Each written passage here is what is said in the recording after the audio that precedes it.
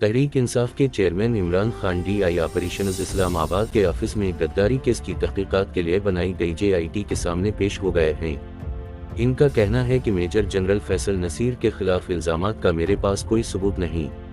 Chairman Tehreek Insaf के खिलाफ थाना रमना में दर्ज मुकदमा नंबर 255/23 में तहकीक की गई और इन्हें FIR पढ़कर सुनाई गई, जबकि चेयरमैन तहरीक इंसाफ को हसास इदारे के सीनियर अफसर का नाम लेकर बेबुनियाद इल्जामात लगाने वाले इनके क्लिप दिखाए गए। इन्होंने JIT के सवाल पर वीडियो क्लिप्स की जिम्मेदारी कबूल की। चेयरमैन तहरीक इंसाफ ने कहा कि वीडियो में आए इल्जामात से मुतालिक इनके पास कोई सबूत नहीं। इन्हें हसास इदारे के सीनियर अफसर ने बराह रास्त धमकी नहीं दी, किसी के बताए जाने पर इल्जामात लगाए। इमरान खान ने JIT को बताया किसी इल्जाम का कोई सबूत या शवाहिद नहीं है। इन्होंने सवाल के जवाब में कहा कि हसास इदारे के सरबराह की प्रेस कॉन्फ्रेंस पर इन पर इल्जामात लगाए। चेयरमैन तहरीक इंसाफ ने JIT के सवाल पर कहा कि हसास इदारे के सीनियर अफसर से कभी मुलाकात नहीं की।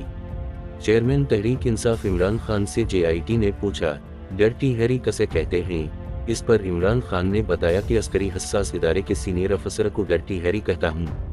चेयरमैन तहरीक इंसाफ ने JIT को कहा कि तमाम वीडियो क्लिप की जिम्मेदारी कबूल करता हूँ, जिसके बाद JIT हुक्काम ने तमाम सवालात और इनके जवाबात पर चेयरमैन तहरीक इंसाफ से दस्तखत कराए।